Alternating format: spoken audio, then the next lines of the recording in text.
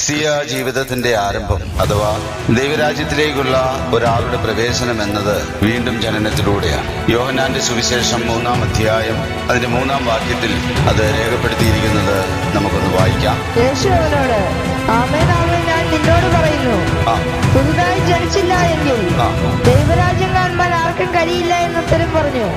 Bone again, വീണ്ടും ജനിക്കണം. ദൈവത്തിന് മഹത്വം. ഇതേ കാര്യം നമുക്ക് ഈ അധ്യായത്തിൽ 3-ാം വാക്യത്തിലും 5-ാം വാക്യത്തിലും 7-ാം വാക്യത്തിലും കാണാനായിട്ട് കഴിയും. പുതുതായി ജനിക്കണം അഥവാ വീണ്ടും ജനിക്കണം എന്നുള്ളത് യേശുക്രിസ്തു നിക്കോദിമോസിനോട് ഇതേ അധ്യായത്തിൽ 3 പ്രാവശ്യം 3 പറയുന്നത് നമുക്ക് കാണാനായിട്ട് കഴിയും. ഒരേ കാര്യമാണ്. വേണമെങ്കിൽ ഒരു തവണ പറഞ്ഞാൽ മതി.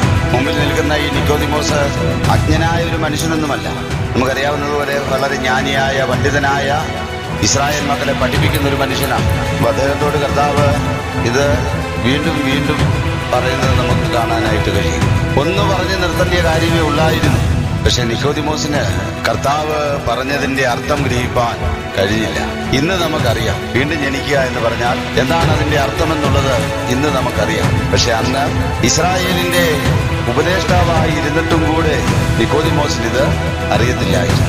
കർത്താവ് അതിനെ ചെറുതായൊന്ന് കുറ്റപ്പെടുത്തുന്നത് നമുക്ക് അവിടെ തന്നെ കാണാനായിട്ട് കഴിയും. യോഹന്നാന്റെ സുവിശേഷം 3-ാം അധ്യായം അതിന്റെ 10-ാം വാക്യം ഒന്ന് വായിക്കാം. യേശു അവനോട് ഉത്തരം പറഞ്ഞത്, നീ ഇസ്രായേലിന്റെ ഉപദേഷ്ടാവായിരുന്നിട്ടും ഇത് അറിയുന്നില്ലയോ? നീ ഇസ്രായേലിന്റെ ഉപദേഷ്ടാവായിരുന്നിട്ടും ഇത് അറിയുന്നില്ലയോ എന്ന് വെച്ചാൽ നീ ഇരിക്കുന്ന സ്ഥാനം വെച്ച് നീ ഇതിനെക്കുറിച്ച് അറിയേണ്ടതായിരുന്നു.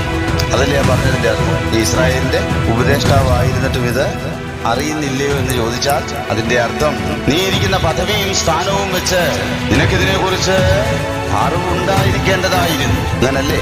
ദൈവത്തിന് മഹത്വം. അപ്പോ സിനഗോഗുകളിൽ ഇസ്രായേൽ മക്കളെ പഠിപ്പിക്കുന്നയാളാണ്. സിനഗോഗുകളിലെ പഠനം കൊണ്ട് ദൈവിക മർമ്മങ്ങളെ ഗ്രഹിപ്പാൻ കഴിയില്ല എന്നും കൂടി നാം ഇവിടെ മനസ്സിലാക്കേണ്ടതായിട്ടുണ്ട്.